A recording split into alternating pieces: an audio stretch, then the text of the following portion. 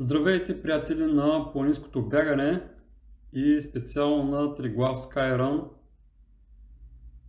Ще направим едно кратко въведение специално за дистанция 20К, 20 км с 1000 метра положителна денивелация, съответно и 1000 метра отрицателна такава. Намираме се на сайта на събитието Триглав Skyrun. Тук имате различни опции, в които може да разгледате неща, които ви интересуват. Ние днес ще гледаме специално дистанция Триглав Short 20К 1000D+. След като отворите страницата, ще излезе описанието на самата дистанция. Ако все още не сте го направили, тук има бутон, където може да се регистрирате. Малко по-надолу следва и GPS трак на трасето, от тук може да го изтеглите, за да го разгледате по-подробно на различните програми. Така, старта на дистанция 20 км е на 8 юни 2025 година от 9 часа. Тази година сме с малко по-късни стартове спрямо миналата година, понеже състезанието е изместено от юли месец на юни, един месец по-рано, съответно се очаква да е една идея по-хладно, не е чак толкова топло, колкото през юли. Старт финал е в северната част на село Тъжа. Дистанцията, както казахме, е 20 км, 1000 метра денивелация. Имаме 3 подкрепителни пункта, разпределени много равномерно по трасето, както и самия старт финал. На 5 км хижа Русалка, вода и напитки, както и храна.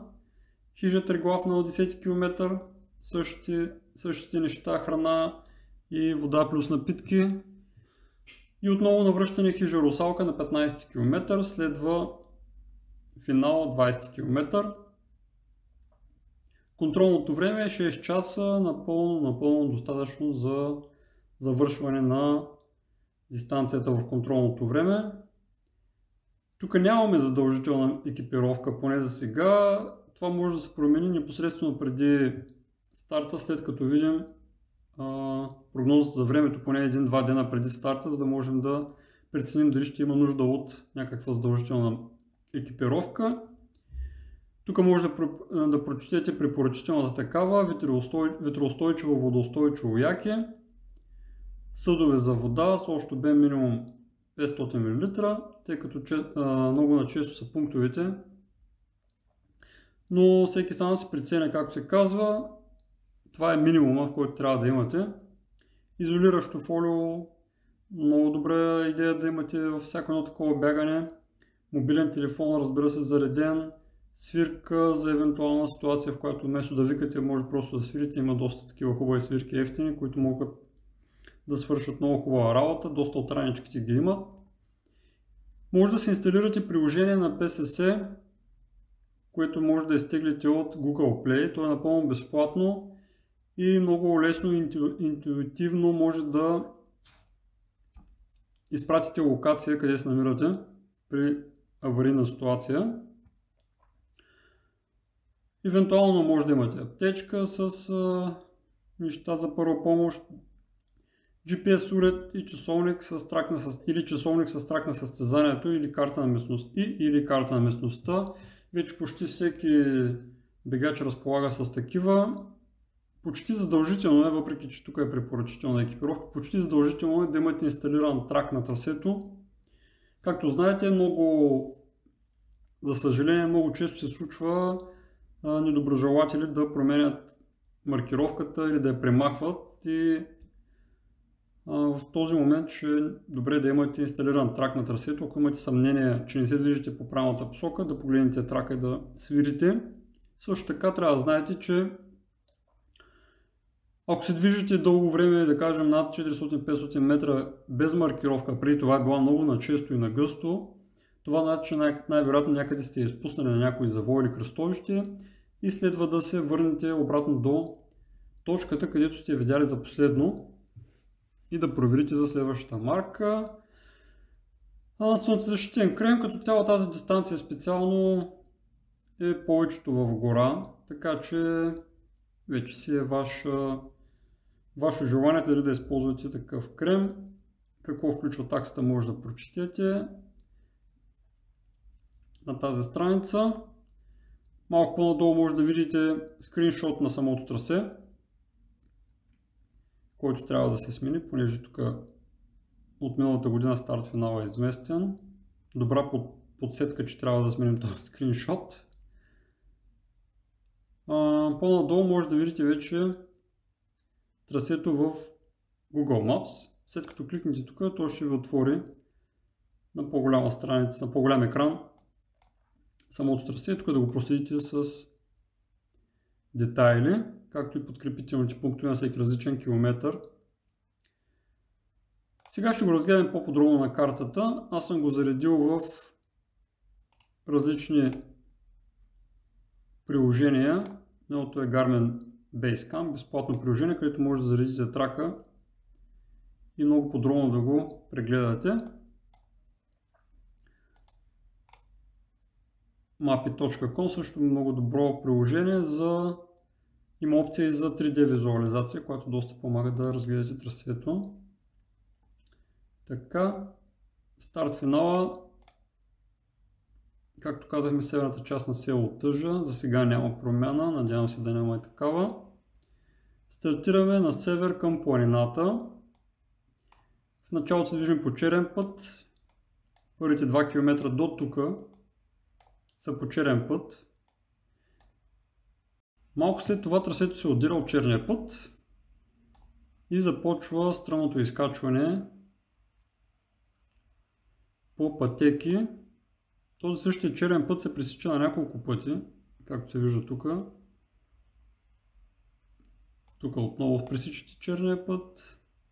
Хубаво е добре да преглеждате при самото пресичане от другата страна, къде се намира маркировката. По принцип е доста видима, но както казахме, имали сме ситуации, в които маркировката няма, точно на тези разклони, което е доста важно. Продължаваме по трасето, тук вече изкачаме на черния път, малко преди хижа Русалка, отново излизаме на този черен път, тук вече няма пътека и се намираме точно преди хижа Русалка. Тук е много важно, имаме леко отклонение от черния път за самата хижа Русалка, където се намира и контролния подкрепителен пункт. Ще го покажа и на другата програма.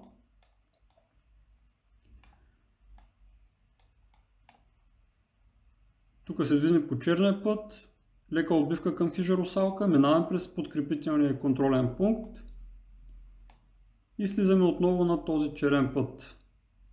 Продължаваме към хижа Триглав. Тук вече от хижа Русалка до хижа Триглав сме изцяло по черен път.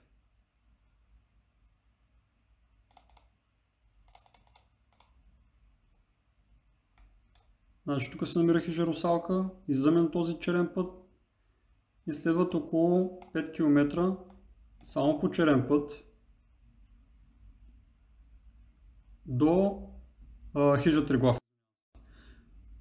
Тук се намира хижа Триглав, тук сме в подножието на масива, този красив и хубав масив на Триглав. Връх Кадимлие се намира тук, голям Кадимлие. Така, излизаме на хижа Триглав, тук са нашите доброволци, подкрепителен пункт точно тук. От тук насам, след подкрепителния пункт, продължаваме в посока Бабска река. Тук може би следва един от най-красивите участъци на трасето. От тук до хижа Русалка обратно е страхотен маршрут. Излезете тук на билните части, тук се откриват невероятни панорами обратно към село Тъжа и околностите. Погледнато така се открива цялата красота на долината. Съответно пък обратно се вижда цялото тъженско ждрело. Връх Ботев се вижда също от тук.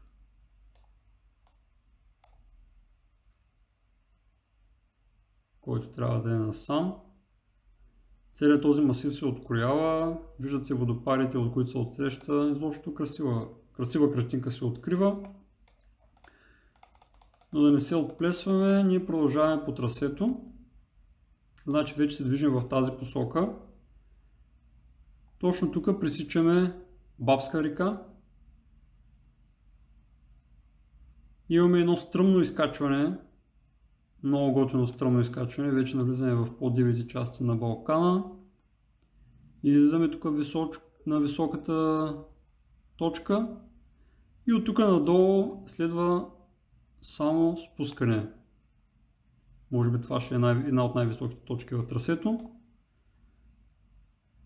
От тук следва спускане през едни хубави стари букови гори, обратно към хижа Русалка. Тук малко преди хижа Русалка изкачваме на същия този черен път, съединяват се двете трасета на изкачване и на спускане. Минаваме отново през хижа Русалка, задължително през хижата, а не отдолу по черен път, който подсича хижата, за да могат нашите доброволци да ви отчитат. Също така, ако имате нужда да презаредите на пункта, и спускане по същия обратен път, по който се изкачвате до финала, северната част на село Тъжа. Ами, това е в общи линии за трасето 20 км. Шорт, така нареченото шорт трасе. 1000 метра положителна денивелация и 1000 метра отрицателна денивелация. Очакваме на Триглав Skyrun едно незабравимо бягане по ръба между дивата природа и личната победа. Ако не сте си записали, сега е момента да направите вашата регистрация.